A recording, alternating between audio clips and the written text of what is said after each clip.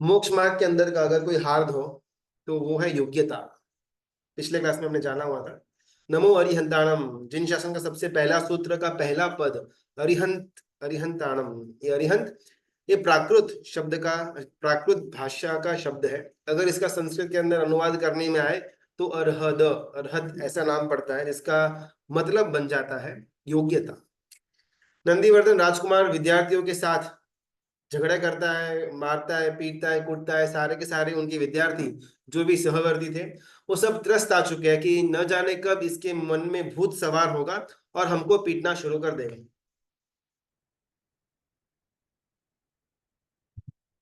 गुरु भगवंत, कलाचार्य, बुद्धि सागर सूरी, सूरी जो वहां पर ये गुरुकुल के अंदर बच्चों को कला सिखाने का काम कर रहे थे, वो भी इस राजकुमार के रवैये से वाकिफ थे। एक बार तो ऐसा समय आ चुका हुआ था कि ये राजकुमार नंदीवर्धन ने अपने गुरु के ऊपर भी हाथ उठाना शुरू कर दिया, उनको भी मार पीटना शुरू कर दिया हुआ था। लेकिन ये गुरु भी सोच रहे कि किस तरह से इसको प्रॉपरली डील किया जाए। अनादिकाल का हमारा इतिहास है कि हमको ना, हम कषाय के अधीन हुए हैं, हम परिवार के अधीन हुए, हम पति के अधीन हुए, हम पत्नी के अधीन हुए, हम पुत्र के अधीन हुए, हम सेठ के अधीन हुए। हम कभी भी देव गुरु या धर्म के अधीन हो नहीं पाए। ये नंदीवर्धन भी सिमिलरली अपने बेस्ट फ्रेंड वैश्वानर के अधीन हो जाता है। बस वैश्वानर को ही खुश करना, वैश्वानर जैसा के वैसा तहत थी, उसको बिल्कुल भी खराब नहीं लगना चाहिए, इसकी पूरी तरह से तकेदारी रख रहा था। चाहे इसके लिए उसको गुरु को मारना पड़े, पीटना पड़े, क्रोध करना पड़े, या साथ में पढ़ाई करने वाले विद्यार्थियों को मारपीट करना पड़े। और ये वैश्वानर जब मालूम पड़ा कि मेरे कंप्लीटली मुट्ठी के अंदर ये राजकुमार आ चुका हुआ है, उसको एक एक अवसर देता है, एक ऑप्शन देता है कि मेरे पास जबरदस्त रसायन से भरा हुआ एक एक शक्ति का पुंज है। अगर आपकी इच्छा हो तो वो मैं आपको दे सकता हूँ, जिस कारण से आपका शक्ति, सत्व और आपका आयुष्य, ये तीनों के तीन चीज बढ़ जाएगी। और वहां पर नंदीवर्धन कहते हैं, नेकी और पूछ पूछ। कुछ ही क्षण के अंदर वैश्वानर अपने रसायन की जो सिद्धि थी, जो इंफॉर्मेशन थी, उसके बेस के ऊपर एक बड़ा बनाता है और उस बड़े को ये नंदीवर्धन को दे देता है। और कहता है कि ये बड़े को जैसे ही आप खाओगे, जो जो चीजें मैंने आपको बोली हुई थी उसका रिजल्ट आप अवश्य में प्राप्त करोगे। और नंदीवर्धन बड़े को मुंह में रखने ही जाता है और वैश्वानर स्टॉप कर देता है कि अभी नहीं, योग्य समय आने पर आप इसका इस्तेमाल करना, तो फल की प्राप्ति अच्छी तरह से हो पाएगी। और इसी क्षण पर हमने अपना लास्ट क्लास पॉज किया हुआ था। हमने अनंत भवों से, अनंत भवों के अंदर सिर्फ और सिर्फ परिवार के सदस्यों के अंदर, घर के लिए, संपत्ति के लिए, नामना के लिए, हमारा एक स्टेटस के लिए हम कषायों के अधीन बन चुके हैं। और महोपाध्याय यशो विजय जी महाराजा मल्लीनाथ परमात्मा के स्तवन के अंदर कड़िया लेकर के आते, रिझवो साहिब एकज तुझने। पूरे इस 14 राजलोक के अंदर अगर मुझे किसी को रिझव ना हो, रिझव यानी किसी को की खुशामद करनी हो, किसी को खुश करना हो, किसी के अच्छे बुक्स में आना हो, तो वो एकमात्र मात्र मल्लीनाथ परमात्मा आप हो। बाकी अनंत पत्नियों को मैंने खुश किया, अनंत पतियों को मैंने खुश किया, अनंत संसार के अंदर, अनंत भवों के अंदर मैंने अनंत परिवारों को खुश किया, लेकिन उससे मुझे मिला कुछ भी नहीं। मैं जहां था वहां का वहां ही टिका हुआ।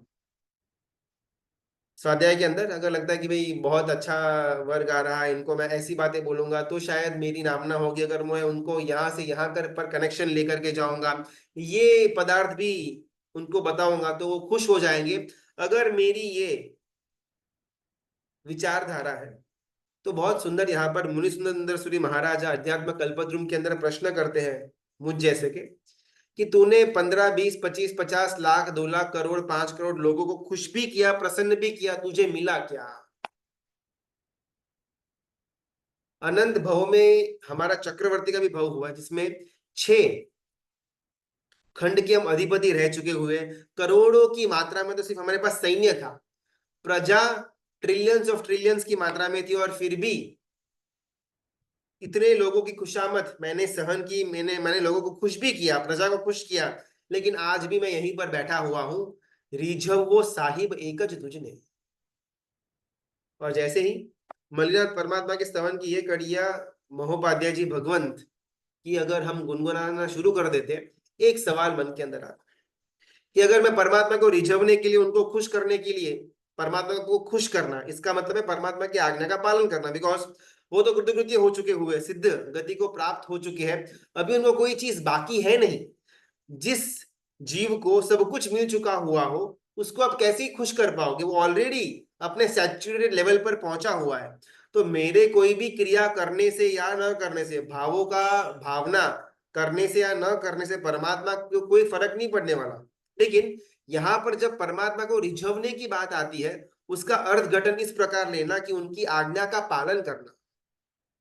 किसी भी व्यक्ति तब खुश होगा जब आप उसकी कही हुई बात मानो, चाहे अपने अंदर कितने भी गुण है, लेकिन सामने वाले की कही बात अपन सुनने को भी रेडी नहीं, तो सामने वाले के मैं सिर्फ एक दोषाधीन आत्मा दिखाई दूंगा, मेरे अंदर के हर एक गुण निस्तेनाबूत हो जाएगा। सिमिलरली परमात्मा को खुश करना यानी कि परमात्मा की आज्ञा का पालन करना।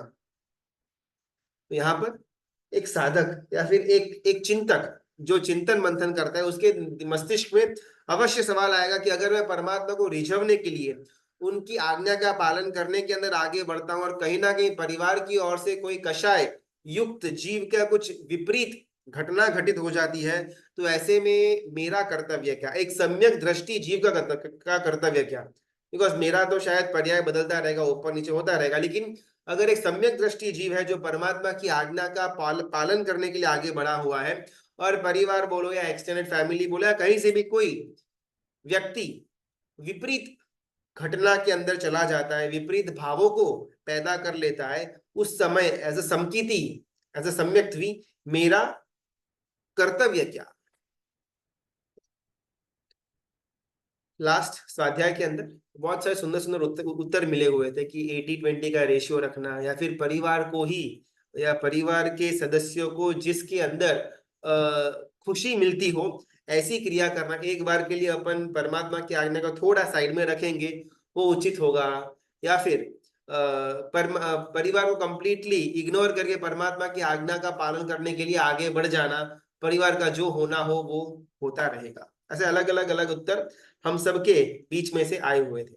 आज पूरा अपना स्वाध्याय इसी के उत्तर की प्राप्ति की तरफ चलते हैं, बिकॉज उत्तर जब अगर मैं यहाँ बाहर से दूंगा या गुरु भगवंत भी अपने पुस्तक के अंदर इसका उत्तर देंगे, वो चाहे उत्तर कितना भी सर्वश्रेष्ठ क्यों ना हो, आगम सूत्रों का भी एक ग्रंथ का एक भाग क्यों ना हो, स्वयं तीर्थंकर परमात्मा ने भी क्यों ना कहा हुआ हो, वो उत्तर हमेशा बाहरी उत्तर होगा। किसी ने बाहर से हमको ये करने को बोला तो ऑब्वियसली उसका उसका इंटरेस्ट कम होगा। अंदर से मुझे स्फुरा कि नहीं मुझे आज ये करना है, तो उसका इंटरेस्ट अलग होगा। हम सबको हमारा खुद का उत्तर फाइंड आउट करना है। अपन यहाँ पर एग्जैक्टली यही आंसर है, इसकी तरफ तो आगे नहीं बढ़ेंगे, लेकिन आंसर क्या हो सकता है हर एक के मुताबिक वो अपने आप को अंदर से आएगा। और ये आज के स्वाध्याय के अंतिम चरण के पहले पहले हम सबको अंदर से आवाज आएगी कि भाई ये प्रश्न का उत्तर क्या। अगर मैं परमात्मा की आज्ञा की पालन करने के लिए आगे बढ़ता हूँ, और परिवार या सो कॉल्ड परिवार का कहीं से भी कोई भी सदस्य कषाय को उत्पन्न करता है या कोई विपरीत घटना के अंदर चला जाता है, तो उस समय ऐसे समकीति दृष्टि आत्मा मेरा कर्तव्य क्या है? बहुत सुंदर यहाँ पर तत्व रखते हैं गुरु भगवान। सबसे पहले प्रश्न के अंदर ही हमारा ऑलमोस्ट सारी शंकाओं का समाधान कर देते हैं। वो हमको दो ऑप्शन देते हैं, और जैसे अपन एक एक ऑप्शन अपने मन के अंदर धार करके आगे बढ़ेंगे, हमको हमारा उत्तर मिलेगा। हमारा उत्तर शायद हर एक के लिए सही उत्तर ना हो, लेकिन हमारा उत्तर हमारे लिए सही होगा। सबसे पहला प्रश्न ये अपने आप को पूछ कर देखने जैसा है, और जैसे इसका उत्तर आएगा वैसे अपन आगे बढ़ेंगे। हमको कषायों को दूर करना है या कषाय की उत्पत्ति के मूल को दूर करना है? प्रश्न समझ में आ रहा होगा। अगर मैंने परमात्मा की आज्ञा के पालन करने के लिए कोई क्रिया के अंदर, कोई धर्म के अंग के अंदर में आगे बढ़ा, और शायद परिवार में से किसी ना किसी को कषाय हुआ, भले वो व्यक्त हुआ या अव्यक्त रूप से उनके मन के अंदर रहा, चाहे सिचुएशन कोई भी हो, लेकिन किसी ना किसी सदस्य को कषाय उत्पन्न हुआ, तो उस समय के अंदर एज अ सम्यक दृष्टि जीव मेरा कर्तव्य, मेरा नेक्स्ट स्टेप क्या होना चाहिए, और उस स्टेप को गाइड करते हुए गुरु भगवान हमको आंसर तक लेकर के जा रहे हैं। और सबसे पहला प्रश्न ये करते हैं कि भाई मुझे कषाय को दूर करना है या कषाय का मूल जो है, उसका जड़ जो है उसको दूर करना। आगम सूत्र के अंदर सूत्र कृतांग नाम का आगम सूत्र, इसके अंदर सुधर्मा स्वामी महाराजा ये प्रश्न हमसे करते हैं, वियो सीरे विन्नु अगार बंधे नमु। जहां तक घर है वहां तक कषाय है, जहां तक राग घर है वहां तक राग द्वेष है, जहां तक घर पड़ा हुआ है वहां तक बंधन पड़ा हुआ है। हम घर पर घर के अंदर बैठ करके कषाय को दूर करने की बात करें, ये महामूर्खता की बात है। घर कषाय का घर है, घर विषयों का घर है, घर राग और द्वेष का घर है। इसी घर के अंदर बैठ करके राग और द्वेष को दूर करना, उन्मूलन करना, ये इम्पॉसिबल है, ये कह रहे हैं गणधर भगवान। ओके चलो, राग द्वेष को दूर करना अगर ये मेरा गोल बन जाता है, तो भाई राग द्वेष को दूर कैसे करना, हम जहां पर है वहां पर संभाव किस प्रकार आए, ये सारे के सारे प्रश्न अपने आप को पूछ करके आगे बढ़ना है। जहां पर हमको लगे कि कहीं कुछ लिंक मिस हो रही है, आप अपने आप को अनम्यूट करके बीच में अपना प्रश्न ले सकते हैं। वरना गुरु भगवंत ने, गणधर भगवंत ने जिस प्रकार से आगम ग्रंथों के अंदर एक रास्ता बताया हुआ है, उस रास्ते पर अपन आगे बढ़ते हैं। किसी भी घटना के अंदर मैं संभाव के अंदर रहूं, ये पॉसिबल कैसे हो सकता है। और यहाँ पर वापस गणधर भगवंत कहते हैं, वियो सिरे विन्नु अगार बंधेन। जब तक मैं गृहवास का बंधन नहीं छोड़ता तब तक आगे का रास्ता मेरे लिए क्लियर नहीं हो सकता। महोपाध्याय जी भगवंत कहते हैं, दोय रीझन नो नहीं उपाय। दोनों को रिझवना, परिवार को रिझवना और परमात्मा को रिझवना, परमात्मा की आज्ञा का पालन करना, ये दोनों चीजें एक साथ पॉसिबल है ही नहीं। अनादिकाल की हमारी यही मिस्टेक बनी हुई है कि हमने दोनों को बैलेंस करके आगे बढ़ने का प्रयत्न किया। शासन को भी पकड़ना है, घर को भी पकड़ना है। योगसार के अंदर प्राचीन महर्षि कहते हैं कि वितराग को खुश करना वो एक तरफ, परिवार, गृहस्थी, घर के सदस्य, संसार को खुश करना ये एक एक तरफ। इन दोनों में से अपन कोई एक ही चीज को पकड़ पाएंगे और अनंत भवों तक हमने परिवार या गृह इसको ही पकड़ करके रखा, कभी भी हमने वितराग को खुश करना, परमात्मा की आज्ञा का पालन करने के आगे हम बढ़े ही नहीं। धीमे धीमे प्रश्न के अंदर आगे बढ़ते हैं। परमात्मा तो कृतकृत्य हो चुके हैं, तो अभी उनको खुश करना या उनकी आराधना करके उपासना करना, उससे उनको तो कोई फर्क पड़ने वाला है नहीं। तो जो खुशामद की बात आती है, जो रिझवने की बात आती है, इसका मतलब कि आज्ञा का पालन करना है। Point one. पॉइंट टू, आज्ञा का पालन अगर करना है तो आज्ञा क्या है मालूम पड़ेगा तो मैं पालन कर पाऊंगा ना। माता जी ने बोला कि भाई एक ग्लास के अंदर पानी लेकर के, जब मालूम पड़ा कि भाई ग्लास कहाँ पर है, पानी कहाँ पर है, तो फिर मालूम पड़ेगा किस प्रकार लेकर के आना। मुझे ग्लास का कोई ज्ञान नहीं है, मुझे पानी का कोई ज्ञान नहीं है, और वहां से आज्ञा आती रहे लेकिन मैं समझ ही ना पाऊं, तो क्या मतलब। तो तुरंत सेकंड प्रश्न कि परमात्मा की आज्ञा है क्या। और यही योगसार ग्रंथ के अंदर एक ही लाइन में परमात्मा की आज्ञा का सार गुरु भगवान दे देते हैं। आज्ञा तो निर्मलम चित्तम कर्तव्यम स्फटिकोपमम। परमात्मा की आज्ञा सिर्फ यही है कि तेरा मन निर्मल हो और तेरा चित्त स्फटिक के जैसा क्लियर हो। ओके चलो, अभी ये सब हाई लेवल की बात होगी। एग्जैक्टली करना क्या, अभी ये भी प्राप्त कैसे करना, परमात्मा को रिझवना। कैसे रिझवना, आज्ञा का पालन करके। व्हाट इज आज्ञा, आज्ञा तो निर्मलम चित्तम कर्तव्यम स्फटिकोपमम। मन की निर्मलता और स्फटिक जैसा क्लियर चित्त। ओके, अभी इसको प्राप्त कैसे करना, वापिस उसी गाथा के आगे, ज्ञान दर्शन शीलानी पोषियाणी सर्वदा। मेरे अंदर जितनी भी शक्ति पड़ी हुई है, हर एक शक्ति का लास्ट के लास्ट का कण भी दर्शन, ज्ञान और चारित्र का पोषण करने के अंदर लगा दो, तो मन की निर्मलता और चित्त का स्फटिक रूप मुझे प्राप्त हो जाएगा। राग द्वेषा दयो दोषा हंता व्यश्च क्षणे क्षणे। हर एक क्षण क्षण राग और द्वेष जो तेरे दुश्मन है उनको तू हराता जा। ये परमात्मा की आज्ञा की बात हो रही है। एतावत्येव तस्याज्ञा कर्म द्रुन कुठारिका। परमात्मा की आज्ञा बस इतनी ही है कि कर्म के वृक्ष पर तो कुल्हाड़ी लेकर के बस लगा रहे, काटने को लगा रहे। समग्र जिन शासन का सार हो, 14 पूर्व का सार हो, द्वादशांगी का सार हो, यही है कि परमात्मा की आज्ञा का पालन करना। और उसके मूल के अंदर है कि मन निर्मल और चित्त स्फटिक जैसा। उसके मूल के अंदर है कि रत्नत्रयी का पोषण करो, दोषों का शोषण करो। नंदीवर्धन को अगर इतना समझ में आ गया हुआ होता तो आगे की पूरी कथा बदल जाती। हमको अगर इतना समझ में आ गया तो आगे की हमारी पूरी भव परंपरा बदल जाएगी।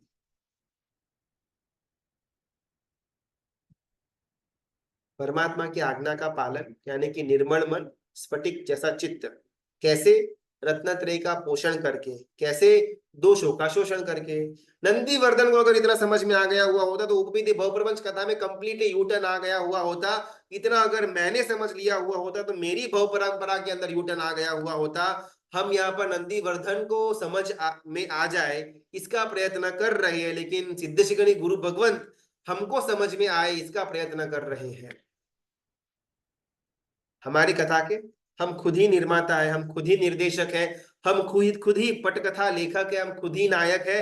हम खुद ही पूरे के पूरे प्रोडक्शन डिजाइन से लेकर के स्पॉट बॉय।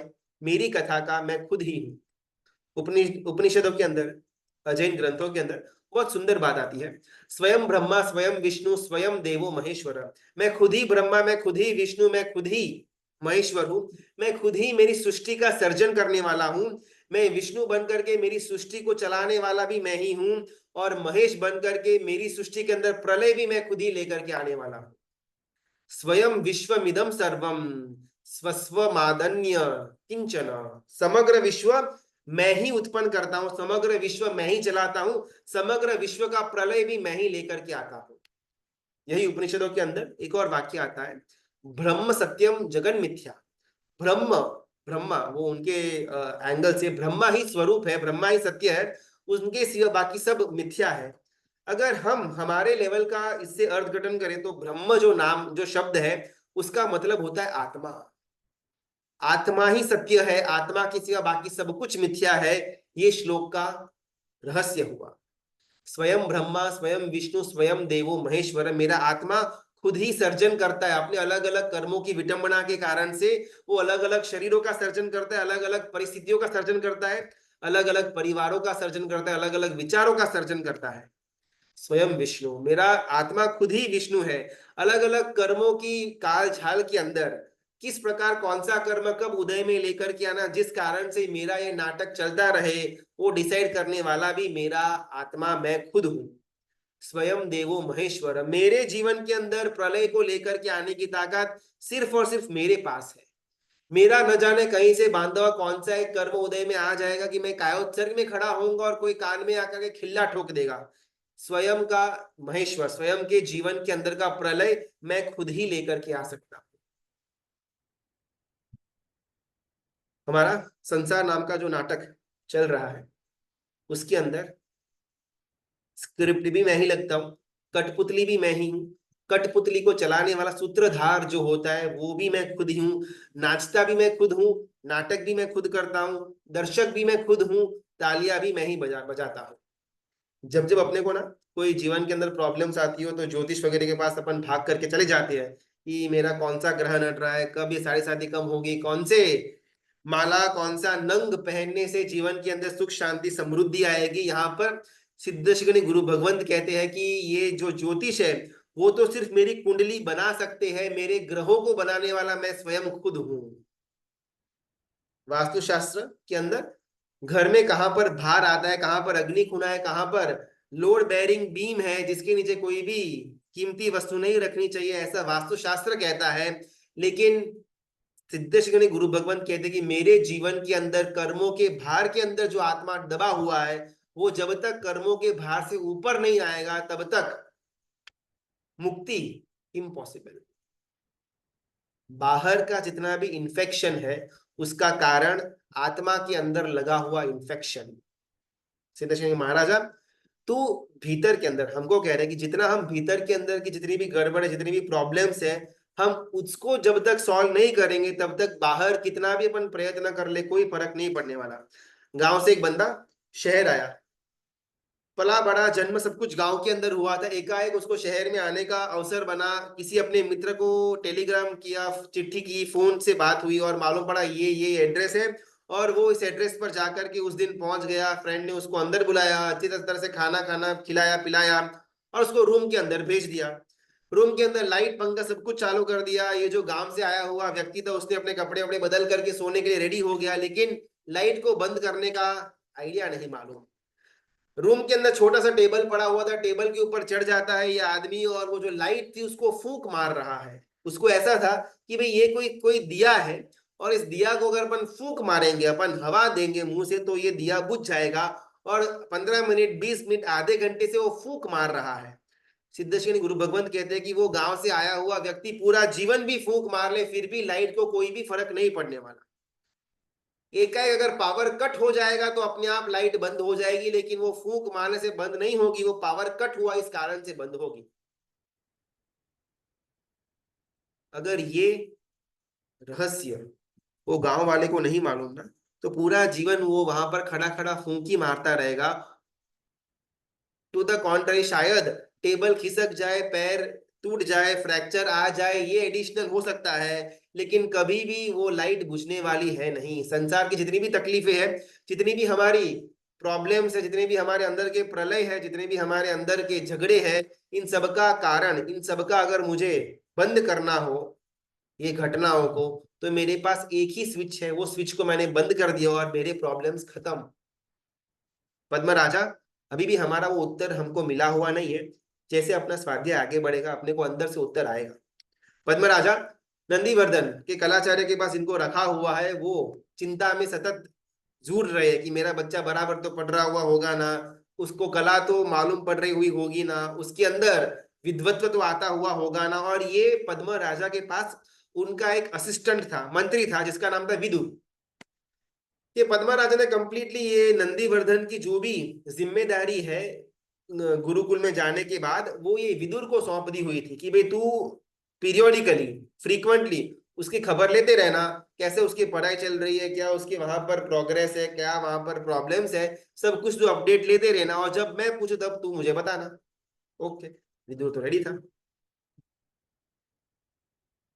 जब जब मैं मांगू तब तब तुझे रिपोर्ट करते रहना, इतना पद्म राजा ने बोला हुआ था। और विदुर को भी ये मैसेज आने शुरू हो गए कि वहां पर नंदीवर्धन का कैसा एटीट्यूड, कैसा रवैया चल रहा है। और विदुर सोच रहा है कि मैं मेरे स्वामी को ये बात कैसे कहूं, बिकॉज एक का एक उनका पुत्र है, बहुत ज्यादा होप्स राजा ने पुत्र के ऊपर रखे हुए हैं, और पुत्र वहां पर जाकर के इस प्रकार की घटनाओं में आगे बढ़ा हुआ है। अगर ये बात मैं राजा को कहूंगा तो उनको जबरदस्त अंदर में दर्द उत्पन्न होगा। ये मैं बोलूं या ना बोलूं, लेकिन उनको लगा कि मैं चाहे राजा को अभी दुख दूं वो चलेगा, लेकिन जब बाद में बड़ा बॉम्ब फूटेगा उस समय राजा को संभालना बहुत डिफिकल्ट हो जाएगा। मैं मेरे काम के साथ द्रोह तो नहीं कर सकता। इसलिए विदुर ने जो वहां पर घटना बन रही थी गुरुकुल के अंदर, एग्जैक्टली वो घटना राजा को बोल दी। राजा को जबरदस्त पारावार मात्रा का दुख हुआ। विदुर वहां से विदाई लेता है और राजा सोच रहा है कि यार दिकरा पुत्र एक का एक है, कैसे उसको सुधारा जाए। और शायद ये झूठ तो नहीं बोलता होगा ना विदुर, बिकॉज एक्चुअली वो तो विश्वासु आदमी है, स्टार्टिंग से मेरे साथ रहा हुआ है। लेकिन मेरे बेटे के बारे में उसे जो बातें बोली उसके ऊपर बिलीव करना मेरे लिए पॉसिबल हो ही नहीं पा रहा। मैं एक काम करता हूँ, उसके जो गुरु है उनको सम्मान पूर्वक यहाँ पर बुलाता हूँ और उन्हीं से मैं उसका रिपोर्ट लेता हूँ।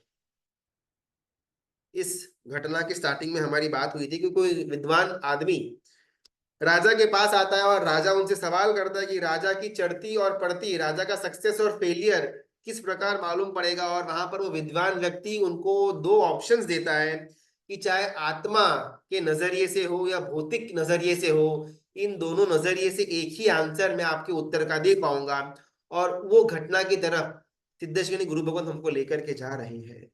फटाफट न्यूज पहुंच गए वहां पर कलाचार्य के पास कि राजा का आपको सम्मान पूर्वक राजमहल में लेकर के आने का आदेश आया हुआ है। कलाचार्य को भी मालूम पड़ गया कि भाई रीजन क्या था। फटाफट अपना सामान पैक करके वो सेवक के साथ राजमहल के लिए निकल जाते हैं। राजमहल के अंदर एंट्री लेते हैं। राजा बहुत ही सम्मान पूर्वक उनको आवकारते, उनकी जय जयकार बुलाते, उनके पग का प्रक्षालन करते और उचित स्थान पर कलाचार्य को विराजित कर देते हैं। अभी दोनों के बीच में वार्तालाप चालू है, राजन और कलाचार्य। राजा पूछता है कलाचार्य का कि राजकुमार का, मेरे पुत्र नंदीवर्धन का अभ्यास कैसे चल रहा है? और बुद्धि सागर आचार्य कहते हैं कि राजन बहुत ही अच्छा चल रहा है। कौन सी कला के अंदर मेरा बेटा पारगामी बना हुआ है? और ये कलाचार्य कहते हैं लेखन की कला, विज्ञान कला, गणित कला, इतिहास, धनुर्विद्या, वेद विद्या, ऐसी बहुत सारी अलग अलग अलग सब्जेक्ट्स जो उसकी उम्र के लड़कों को सिखाए जाते हैं, वो हर एक विद्या के अंदर पारगामी बना। क्या उसकी बुद्धि, क्या उसका चातुर्य, क्या उसका कौशल्य, क्या उसकी प्रतिभा, क्या उसका पुरुषार्थ। मैं आपको अगर बातें करने बैठूंगा तो शायद बहुत लंबा समय व्यतीत हो जाएगा, लेकिन उसके अंदर की कला, उसके अंदर के गुण, उसके अंदर का प्रतिभा अद्वितीय है। राजा खुश खुश हो गया। जो पहले थोड़ा डिप्रेशन वाला, एक स्ट्रेस वाला सिचुएशन आ चुका हुआ था विदुर को पूछने के बाद, अभी उसे थोड़ा रिकवर होता है राजा। और राजा को आशंका तो थी कि इतना सब कुछ तो अच्छा नहीं हो सकता, कुछ ना कुछ तो गड़बड़ होगा ही होगा। और वापिस हाथ जोड़ करके पूछते हैं कलाचार्य से कि पुत्र कुमार के बारे में इससे भी ज्यादा कुछ कहने लायक है? और कलाचार्य कहते हैं कि धन्य हो आप कि आपको ऐसा विशिष्ट राजकुमार की प्राप्ति हुई है, धन्य है आपका कुल। और राजा फिर से विनंती करता है कलाचार्य को, कुछ और कहने लायक है पुत्र के बारे में? और तब श्लोक, ये कलाचार्य कहते हैं जो राजा की चढ़ती और पड़ती के साथ भी रिलेशन रखता है। सुलभा पुरुषा लोके प्रिय पथ्यस्य वादिनः। दुनिया के अंदर प्रिय बोलने वाले, मीठा बोलने वाले, शहद के साथ शुगर कोटिंग करने वाले, हमको अच्छा लगाने के लिए बोलने वाले लोगों को का मिलन होना अति सुलभ है। अप्रियस्य च पथ्यस्य वक्ता श्रोता च दुर्लभः। जो हितकारक है लेकिन कड़वा वचन है, कड़वा जहर जैसा उसकी वाणी है, लेकिन वो हितकारी ऐसे बोलने वाले भी दुर्लभ मिलेंगे और ऐसे कथनी को सुनने वाले भी दुर्लभ मिलेंगे। अप्रियस्य च पथ्यस्य वक्ता श्रोता च दुर्लभम। बोलने वाले भी दुर्लभ, कड़वा हितकारक, कड़वा बोलने वाले मिल जाएंगे, लेकिन कड़वा प्लस हितकारक दोनों हो ऐसे बोलने वाले दुर्लभ। और ऐसे जो बोलने वाले, उनकी वाणी सुनने वाले उनसे भी ज्यादा दुर्लभ। राजा की चढ़ती और पड़ती ये श्लोक के ऊपर डिपेंडेंट होती है। राजकुमार का किस प्रकार का वहां पर जीवन व्यतीत हो रहा है वो भी इस कड़ी से व्यक्त होता है। विद्वान, वो कलाचार्य राजसभा के अंदर बैठे हैं और वो कहते हैं कि जिस राजा का वैद प्रियवादी हो, जिस राजा का मंत्री प्रियवादी हो, जिस राजा का खजांची यानी कि ट्रेजरर, फाइनेंस मिनिस्टर प्रियवादी हो, शरीर कोश राष्ट्रेभ्य सक्षित्रम परिहीयते।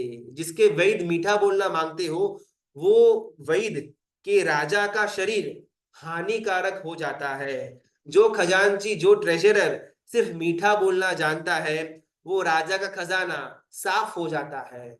जो मंत्री सिर्फ और सिर्फ मीठी बातें करना जानता है, उस मंत्री का राजा खुद का राज्य गुमा बैठता है।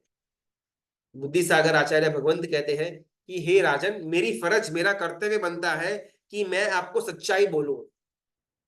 आपके पुत्र का, राजकुमार का हर एक कला के अंदर का अभ्यास उत्तीर्ण हो रहा है, इसमें कोई दो मत नहीं। लेकिन वो कुमार के साथ ना एक बहुत ही खराब मित्र जुड़ा हुआ है, बहुत ही खराब व्यक्ति है वो। और आपका पुत्र उसका संग छोड़ना ही नहीं चाहता, और उस खराब व्यक्ति का संग करने के कारण से ही जितना भी कला अभ्यास पुत्र ने किया हुआ है सब कुछ व्यर्थ है। और राजा कहता है क्या नाम है उसका, उसके बेस्ट फ्रेंड का, जिसके कारण से वो खराब संगत नौबत के अंदर चला गया, वो फ्रेंड का नाम क्या? और कलाचार्य कहते हैं कि वो दुष्ट का नाम है वैश्वानर। वो पाप मित्र है, वो कुमित्र है, वो पापी है, वो धनुर है, वो अधम है, वो नीच है। उसकी सोबत में, उसकी संगत में आने के बाद ही कुमार के अंदर हर एक दोष जागृत हुए हैं। उसके पहले अभ्यास बहुत सुंदर जा रहा था, लेकिन द मोमेंट वो कुमित्र के साथ उसका संगत हुआ, उसका जीवन एकदम नीचे की ओर जाने लगा। और ये राजा के सामने कलाचार्य कहते हैं कि उसका वो मित्र के साथ इतना जबरदस्त मैत्री बन चुका हुआ है कि उसकी मैत्री में आकर के राजकुमार ने अपने साथ में रहे हुए विद्यार्थियों के साथ झगड़ा करना, मारपीट करना, खून खराबा, गाली गलौज सब कुछ शुरू कर दिया हुआ है। तस्य निष्फलो गुण प्राग भार, इसी कारण से राजकुमार के अंदर के जितने भी गुण थे, हर एक गुण दोष के रूप में देखे जाते हैं। बस ये एक अवगुण था। कौन सा अवगुण? क्रोध नाम का अवगुण, जिसके कारण से जीव के अंदर रहा हुआ हर एक गुण अवगुण के अंदर परिवर्तित हो जाता है। मैं दान बहुत अच्छा देता हूँ, मैं स्वाध्याय बहुत अच्छा करता हूँ, मैं तप बहुत अच्छा करता हूँ, मैं परमात्मा की पूजा बहुत अच्छा करता हूँ, मैं गुरु भगवान की व्यावच बहुत अच्छा करता हूँ, लेकिन मेरे अंदर भर भर के क्रोध भरा हुआ है। तो मेरे इतने सारे गुण होते हुए भी मेरे सिर्फ और सिर्फ अवगुण ही दिखने में आएंगे, एक भी गुण नजर में आएगा नहीं, बिकॉज गुण वहां पर टिकेगा ही नहीं। अगर क्रोध है और क्रोध के साथ जितने भी गुण मेरे अंदर पड़े हुए हैं, वो गुण दोष के अंदर कन्वर्ट हो जाते हैं।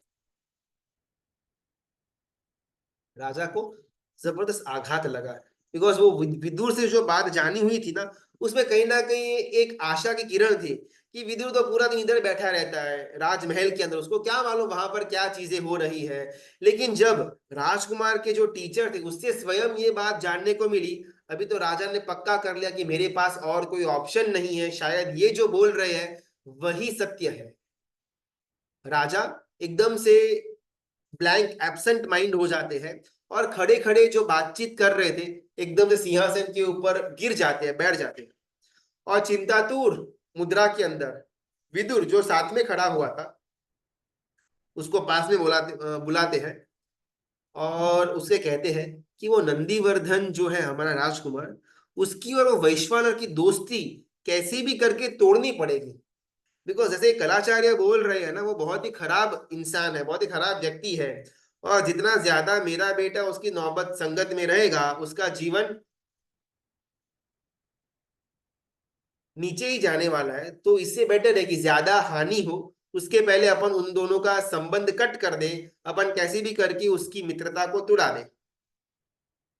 और जैसे ही ये बात कही, ये विदुर ने अपना मत रखा कि हे राजन, जहां तक मैंने सुना है, जहां तक मैंने खुद की आंखों से देखा हुआ है, उन दोनों के बीच में जबरदस्त गाढ़ मैत्री है। इतना अंदर ओत प्रोत हो चुका है नंदीवर्धन कि अगर हमने गलती से भी वैश्वानर से दूर करने का प्रयत्न भी किया ना, उसका रिजल्ट बहुत ही भयानक होगा।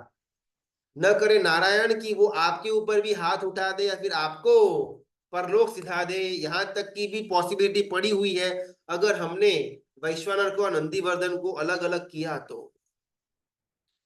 और यहाँ पर कलाचार्य भी कहते हैं हाथ जोड़ करके कि राजन, मैं आपका हितेच्छु हूं, मैं आपका वेल विशर हूं, विदुर जो बोल रहा है वो 100% करेक्ट है। उन दोनों के अंदर की मित्रता तो मैंने रोज देखा हुआ है, और मैंने भी प्रयत्न किया दोनों के अंदर की मित्रता को तोड़ने का, लेकिन मैं भी निष्फल रहा हूं। अगर आप एकदम से इस सीन के अंदर एंट्री ले लेंगे तो जरूर रिएक्शन बहुत ही खराब आने वाला है। राजा वापिस दोनों हाथ सिर के ऊपर, करना क्या? Problems problems problems, what is the solution? न विदुर के पास कोई सॉल्यूशन है, न कलाचार्य के पास कोई सॉल्यूशन पड़ा हुआ है। लेकिन वहां पर मंत्रिमंडल बैठा हुआ था, और वहां पर विद्वान बुद्धिसागर भी बैठे हुए थे। राजन 5-10 मिनट टेंशन के अंदर सोचते हैं कि भाई नेक्स्ट स्टेप क्या होना चाहिए। वापिस अगर अपन इसको यहाँ पर बुला देंगे तो साथ में मित्र भी चिपक करके आ जाएगा, वो भी पॉसिबल नहीं है। उसको किसी और गुरुकुल के अंदर ट्रांसफर कर दे तो मित्र भी वहां पर साथ में ही जाने वाला है, वो भी पॉसिबल नहीं है। रास्ता एक ही है कि उसकी और वो मित्र की मित्रता को तोड़ दो, लेकिन कैसे? और यहाँ पर कलाचार्य बुद्धिसागर आचार्य भगवंत कहते हैं कि देखो, अपने नगर के अंदर ना एक सिद्ध पुत्र नैमित्तिक है जिसका नाम है जिनमतज्ञ। और वो जिनमतज्ञ सिद्ध पुत्र है, उसको अतीत अनंत अनागत और ये वर्तमान तीनों काल का ज्ञाता है, तीनों काल की घटनाओं के अंदर उसका ज्ञान जबरदस्त पड़ा हुआ है। दुनिया की ऐसी कोई समस्या नहीं जो जिन मतज्ञ सॉल्व न कर सके। संसार के अंदर का ऐसा कोई भी सॉल्यूशन, ऐसा कोई भी दुख, ऐसी कोई भी घटना नहीं जिसका उत्तर जिन मतज्ञ, जिन शास्त्र के पास न हो। हमारे मन की ऐसी कोई व्यथा नहीं जिसका उत्तर शास्त्र के पास न हो। हमारे जीवन की ऐसी कोई घटना नहीं जिसके अंदर का उत्तर शास्त्र के पास न हो। लेकिन जिन मतज्ञ के पास चल करके राजा को जाना पड़ेगा, शास्त्र के पास चल करके हमको जाना पड़ेगा। राजा सोच रहा है कि समाधान लेकर के तो आना पड़ेगा, और इतना डिप्रेशन के अंदर आ गया है राजा कि वो उठ करके चल नहीं पा रहा। और वहां पर बैठे हुए वो जो बुद्धिसागर, जो विद्वान थे, वो विदुर को आदेश करते हैं कि ऐसे तो जिन्न मतज्ञ कहीं पर भी आता नहीं है, लेकिन आप एक बार रिक्वेस्ट करके देखो कि राजा की ऐसी दुर्दशा हो चुकी हुई है, तो अगर पॉसिबल हो तो राज्यसभा आ सकते हैं क्या। और विदुर फटाफट बड़ी बड़ी भेंट सौगात लेकर के जिन्न मतज्ञ जहां पर रहते थे वहां पर पहुंच जाते हैं, सारी घटना के बारे में अवगत कराते हैं। वैसे भी जिन्न मतज्ञ को तो मालूम ही था, लेकिन फिर भी फॉर्मेलिटी के तौर पर उनसे बातचीत करते हैं और उनको बहुत ही काकलूदी भरी विनंती के स्वर के अंदर कहते हैं कि प्लीज आप राजमहल पधारिए। और जिन्न मतज्ञ चुटकी भर के अंदर अग्री हो जाते हैं कि यस मैं आऊंगा। शास्त्र हम तक चल करके आ रहा है, ये हमारा सौभाग्य। चल करके आने के बाद भी हम उनसे कोई फायदा न लेकर के आ पाए, ये हमारा परम दुर्भाग्य।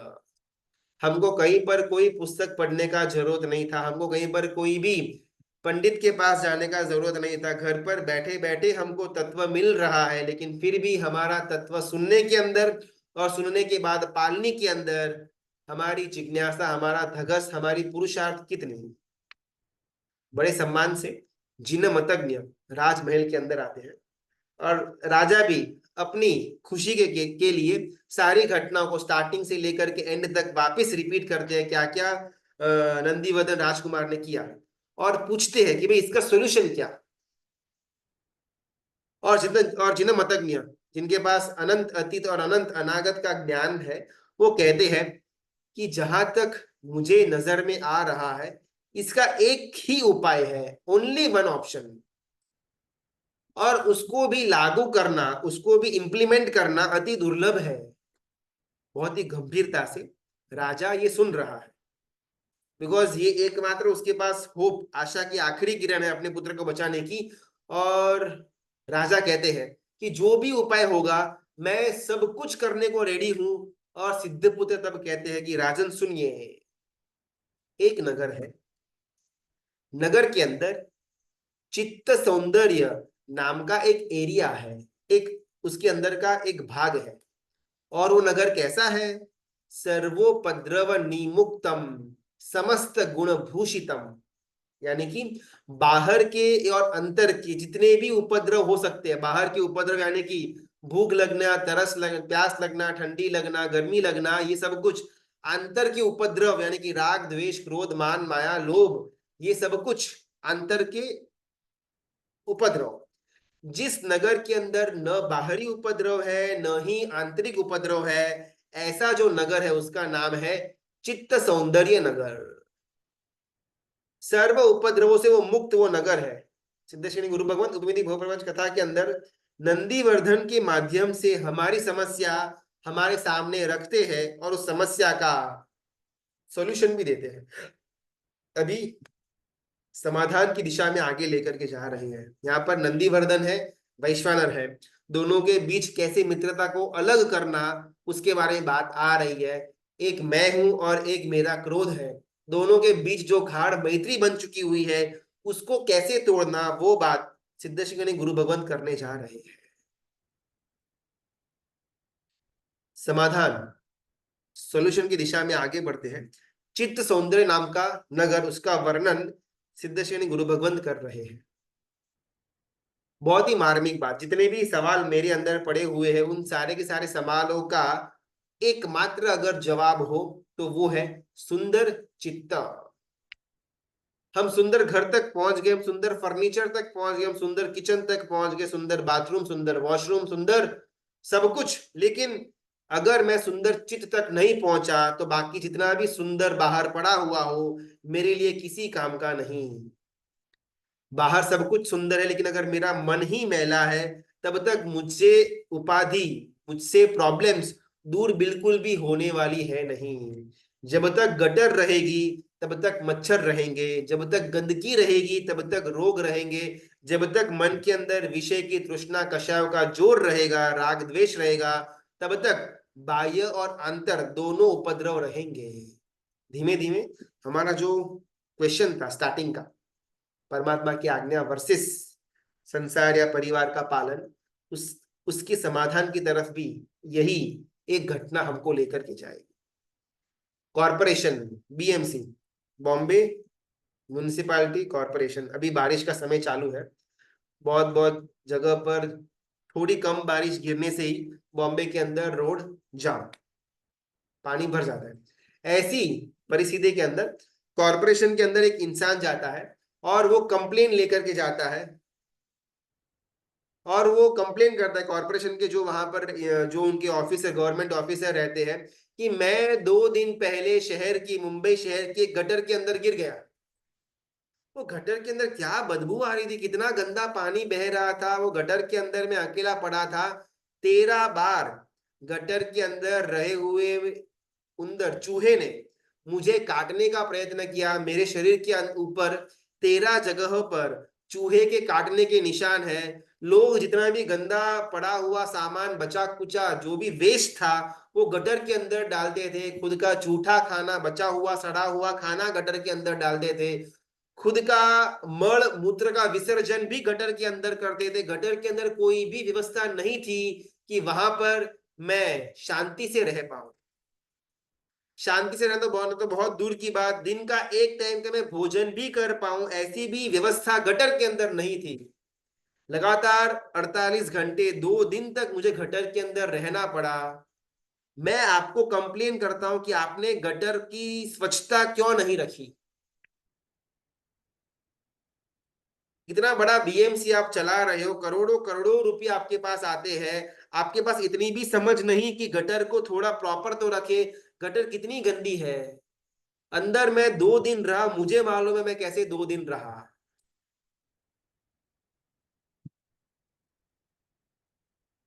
ये गटर की बात हो रही है, और गटर कैसी है उसके एक्सपीरियंस के अंदर वो इंसान आगे कंटिन्यू करता है कि बिल्कुल भी अंदर रहा ना जाए। 2 दिन क्या, 2 पल क्या, 2 क्षण, 2 सेकंड भी अंदर रहा ना जाए। इतना गंदा आपने गटर को बना करके रखा हुआ है, अत्यंत अत्यंत दुर्गंध आ रही है। गंदे पानी का फ्लो स्टॉप ही नहीं हो रहा।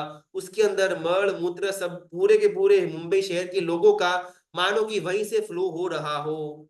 ऐसी गटर रखने में आपको शर्म नहीं आती? इतने बड़े प्रदेश, इतना बड़ा हमारा भारत देश, उसका सबसे economically powerful power house Mumbai जैसा शहर, उसके कॉरपोरेशन के आप मैनेजर, आप अधिकृत व्यक्ति, और देखो तो गटर की हालत क्या बना करके रखी हुई है। और वो अधिकारी जो इंसान है वो हंसना शुरू कर देते हैं। अरे पागल आदमी, गटर तो ऐसी ही होती है, इसी को तो गटर बोलते हैं। गटर को साफ करना या गटर के अंदर आप गिर जाओ और आपको अंदर अच्छा एक्सपीरियंस हो, ये हमारे कर्तव्य के अंदर नहीं आता। और अगर समझो कि मैंने आपकी बात मान ली और मैंने मेरे सिर के ऊपर ये ले भी लिया, ये जिम्मा ले भी लिया कि मैं गटर को साफ करूंगा, साफ रखूंगा, कोई भी आदमी इस गोल के अंदर सक्सेसफुल नहीं होने वाला। गटर तो जैसी थी वैसी की वैसी ही रहने वाली है। आपकी फर्ज बनती है कि आप अगली बार देख कर चलो। अगर आप खड्डे के अंदर गिर गए, खड्डे के अंदर पहुंच गए, तो it is up to you, हम आपके लिए कुछ भी नहीं कर पाएंगे। अनादिकाल की संसार की गटर के अंदर अपन गिरे हुए हैं। दोषों के भयंकर दुर्गंध आ रही है। राग द्वेष के कचरे मल मूत्र हमको स्पर्श होकर के आगे बढ़ रहे हैं। गंदे पानी के अंदर कषाय नाम का छोटा छोटा प्लास्टिक के टुकड़े हमको, शरीर को ग्रस्त करके आगे जा रहे हैं। हमारे शरीर को मस्तक से लेकर के चरण तक ये गंदे पानी का प्रक्षालन हो रहा है। क्या गटर से बाहर आने का मन नहीं होता? सिद्धेश्वर यानी गुरु भगवंत पूछते हैं हमसे, और यहाँ पर कथा के अंदर नंदीवर्धन से, क्या गटर के अंदर ही पड़े रहना है? एक बार तो बाहर आकर के देखो, चित्त सौंदर्य नाम का जो नगर है उसके अंदर आकर के तो देखो, उसकी मजा तो देखो, उसके अंदर का आनंद देखो, उसके अंदर का मौज शौक देखो, सुख देखो, स्वच्छता देखो, सौंदर्य देखो, साम्राज्य देखो। गटर और गटर का पानी आप भूल जाओगे। सिद्धेश्वरी गुरु भगवान बहुत ही प्रेम से हमको समझा रहे हैं कि अभी भी गटर के अंदर क्या पड़ा हुआ है जो आप अंदर ही बैठे हुए हो। हम ऐसा ऐसा सवाल करते, ऐसा हम फरियाद, ऐसा हम कंप्लेन लेकर के आते कि पति मेरे ऐसे है, पत्नी मेरी ऐसी है, दिकरा मेरा ऐसा है, दिकरी मेरी ऐसी है, धंधा मेरा चल नहीं रहा, सरकार ऐसी है, टैक्स ऐसा है, मेरा नेबर पड़ोसी ऐसा है, मेरा शरीर ऐसा है, मेरा क्रोध ऐसा है, मेरा राग द्वेष ऐसा है, मेरा विषय की तृष्णा की आसक्ति ऐसी है। सिद्धेश्वरी गुरु भगवत इन सब कंप्लेंट्स का एकमात्र उत्तर देते हैं कि ये सब कुछ आप गटर के बारे में कंप्लेन कर रहे हो, मेरा आपसे प्रश्न ये है कि आप अभी तक बाहर क्यों नहीं आए? गटर गटर जैसी ही रहने वाली है, उसको कोई साफ नहीं कर सकता। अगर कोई ऐसा जिम्मा लेता भी है कि मैं गटर को साफ रखूंगा, साफ करूंगा, तो भ्रमणा मात्र होगा, वो कभी भी साफ नहीं होने वाली। अगर मुझे अपने आप को गटर से बचना है तो मुझे अपने आप को गटर से बाहर निकालना पड़ेगा, मेरे पास और कोई ऑप्शन नहीं। अगर मैं ऊपर न चढ़ता हूं तो मुझे अपने आप को पीछे से पीठ बल देना पड़ेगा। अगर मेरे हाथ न चलते हो तो मुझे मेरे अपने खुद के हाथों को आगे करना पड़ेगा। अगर मैं खड़ा न होता हूं तो मुझे खुद के मेरे कानों को पकड़ करके खड़ा करना पड़ेगा। अगर मैं प्रॉब्लम के अंदर हूं तो उसका सॉल्यूशन स्वयं मुझे ही देना पड़ेगा। भगवत गीता ग्रंथ के अंदर बहुत सुंदर इसके लिए श्लोक आता है, उद्धरे दात्मनात्मानम, आत्मा का उद्धार आत्मा खुद स्वयं ही कर सकता है। अगर मैं गटर के अंदर पड़ा हुआ हूं तो बाहर आने का पुरुषार्थ भी मुझे ही करना पड़ेगा। अनंत तीर्थंकर भी मुझे बाहर नहीं निकालने वाले।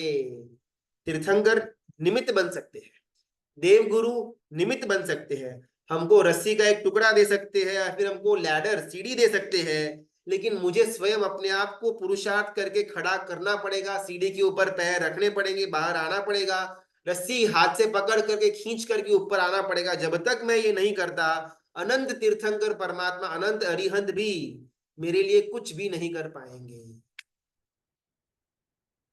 अपना चेव अप्पाणम चोइता वहे अरहम।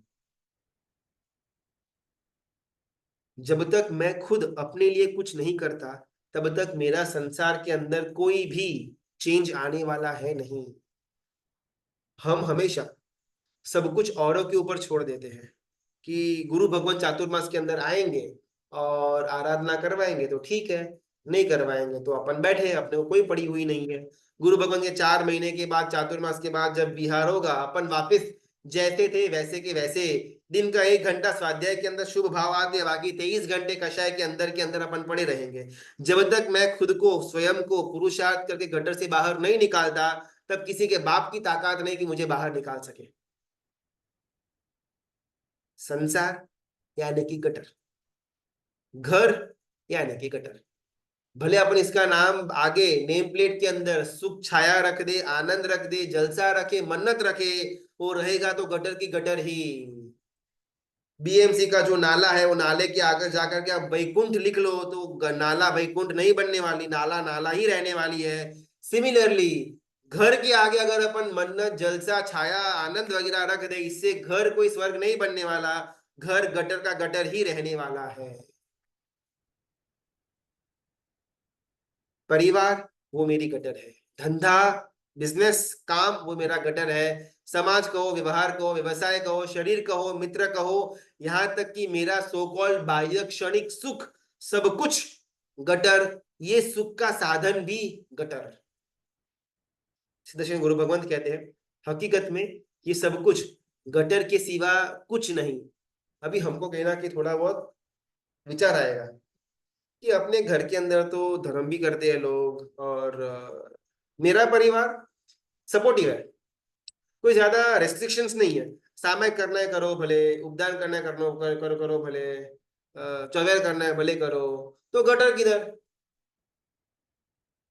घर मेरा पवित्र है, रोज गुरु भगवंतों का यहाँ पर चरण स्पर्शना होती है, गुरु भगवान के चरण यहाँ पर गिरते हैं, सुपात्र दान का लाभ मिलता है, घर के अंदर धर्म का वातावरण चलता है, घर के सदस्य धर्म करने के अंदर मुझे सपोर्टिव हो रहे हैं, फिर ये घर गटर कैसे, परिवार गटर कैसे, एक ही एंगल पकड़ करके तो नहीं चल सकते ना, बिकॉज हमको यहाँ पर हमारा खुद का देखने का है। शायद यहाँ पर जो परिवार की या घर की बात करी हुई थी वो थोड़ा एक्सट्रीम वाला हो सकता है, लेकिन अगर मैं मेरी बात करूं तो मेरा घर कोई गटर जैसा नहीं है, मेरा परिवार भी गटर जैसा नहीं है। तो सिद्ध शिखर गुरु भगवंत को तो अपने वर्ड्स वापिस लेने होंगे कि घर यानी गटर, परिवार यानी गटर, संसार यानी गटर। और बहुत सुंदर अपना अपना पॉइंट यहाँ पर सिद्धेश्वरी गुरु भगवंत रखते हैं कि भले आपका पति या फिर आपकी पत्नी आपको धर्म करने दे, आपको चौविहार करने दे, आपको उपदान करने के लिए प्रेरणा करे, उपदान करने के लिए भेजे भी, नवाणु करने दे, तपस्या करने दे, आपको रात्रि भोजन का त्याग के अंदर सपोर्टिव हो, लेकिन अगर एक क्षण के लिए भी मुझे मेरे परिवार के ऊपर राग हो गया, वो परिवार मेरे लिए साधक या बाधक।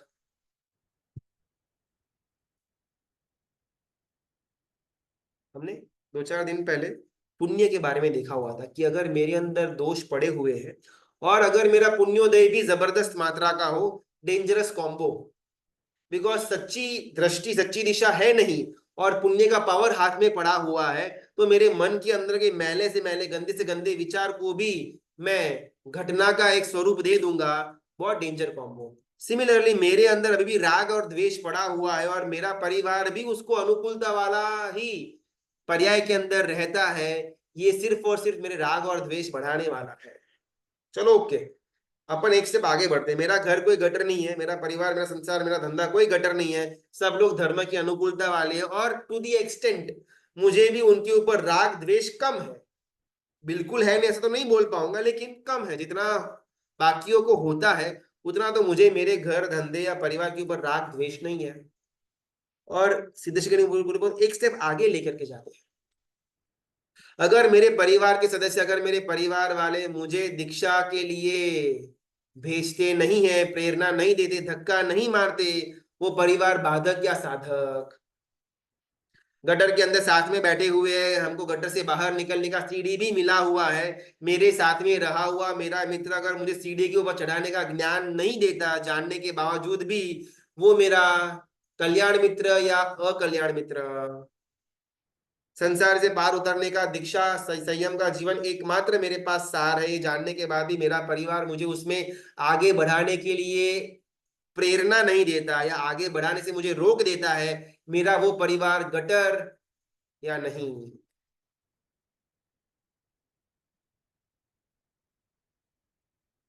दर्शन गुरु भगवत चित्त सौंदर्य नाम के नगर की बात करते हैं। इस नगर तक पहुंचने के लिए खरे अर्थ में, सही मायने के अंदर धर्म मुझे करना पड़ेगा। दुनियावी पिता जब छूट जाएगा, लौकिक पिता जब छूट जाएगा, तब जाकर के लोकोत्तर पिता मुझे मिलेगा। जब तक परमात्मा की आज्ञा मुझे पिता, समता मुझे पत्नी, संभाव मेरी पुत्री, जब तक मुझे ये नहीं लगता तब तक मैं गटर के अंदर। जब तक मुझे मेरी पत्नी ही पत्नी लगती है, जब तक मुझे मेरे पिता ही पिता लगते हैं, जब तक मुझे मेरा पुत्र ही पुत्र लगता है, ये सब के सब मेरे बाधक। जब तक शुद्ध परमात्मा की शुद्ध आज्ञा मुझे पिता नहीं लगता, जब तक समता मुझे पत्नी नहीं लगती, जब तक संभाव मुझे पुत्री के समान नहीं लगता, तब तक मैं चित्त सौंदर्य नगर के अंदर पहुंच नहीं सकता।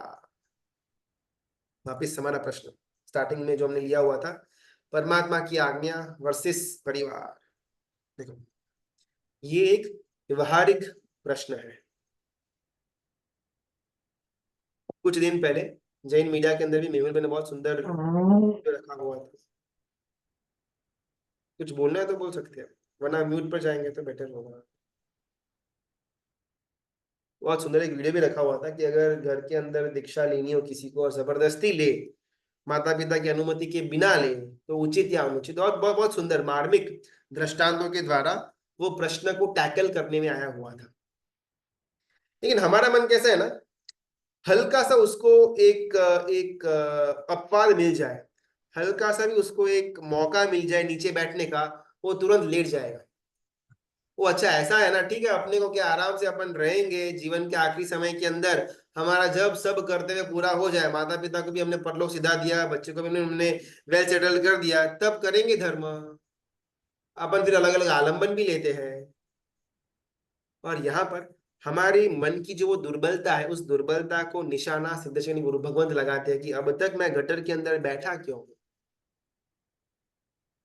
यहाँ पर रह करके अपन अलग अलग प्रश्न, अलग अलग फरियाद, कंप्लेंट्स करते रहते कि मेरे घर, मेरे को घर में ऐसा है, मेरे को बाहर ऐसा है, मेरे को धंधे के अंदर ऐसा, शरीर के अंदर ऐसा है, समाज के अंदर ऐसा है, फैमिली के अंदर ये प्रॉब्लम्स वगैरह है। और सिद्धेश्वरी गुरु भगवंत कहते हैं कि ये गटर है, गटर तो ऐसी ही रहने वाली है, तू अभी तक वहां से उठा क्यों नहीं। इस प्रश्न पर थोड़ा चिंतन करेंगे, और अगले 2 या 3 सेशंस तक इसी प्रश्न को बार बार सिद्धेश्वरी गुरु भगवंत चित्त सौंदर्य नगर की उपमा, उसको गोल बना करके किस प्रकार हम ये गटर से बाहर आ सकते हैं, उसके बारे में चर्चा करेंगे। मित्रा की आज्ञा हाँ, विरुद्ध प्रणाम सर। प्रणाम प्रणाम। हाँ सर, एक दूसरा सवाल है, दूसरा टॉपिक है जो पंचसूत्र अपन जो बोलते हैं, तो उसमें एक ऐसा आता है कि तीनों टाइम अपने को ये साम्य अपना सम्यक प्रणिधान के 7 पाठ करने चाहिए। तो वो 7 पाठ मतलब वो पंचसूत्र ही हुआ कि कुछ अलग पाठ हुआ वो? मुझे शायद इसके बारे में ध्यान नहीं, मुझे देखना पड़ेगा। अच्छा सवाल किया, मेरे भी आउट ऑफ कॉन्टेक्स्ट था। मैं एक बार गुरु भगवान से कुछ बात करके फिर अपन इसके बारे में 1 या 2 दिन के अंदर डिस्कशन में लेंगे। जी जी। ओके, बहुत बहुत धन्यवाद। मित्रा की आज्ञा में कुछ भी बोला हो तो मिच्छा में दुक्कड़म। तो अपन भी चिंतन करें, और अपने को भी अनुभूति के अंदर आना चाहिए कि भाई मैं गटर के अंदर एक्चुअली बैठा हुआ हूँ। ये राग द्वेष, ये दोष, ये क्रोधमान मायालोक नाम के जितने भी वो चूहे हैं, या फिर मल या मूत्र विसर्जन है, उसके प्रभाव के अंदर मैं पड़ा हुआ हूँ। मैं कब इस गटर से बाहर निकलूंगा, ये चिंतन में अपन एक दिन बिताते हैं, और कल रात को वापस यही कथा को आगे लेकर के जाएंगे। सबका बहुत बहुत धन्यवाद, अनुमोदना, प्रणाम।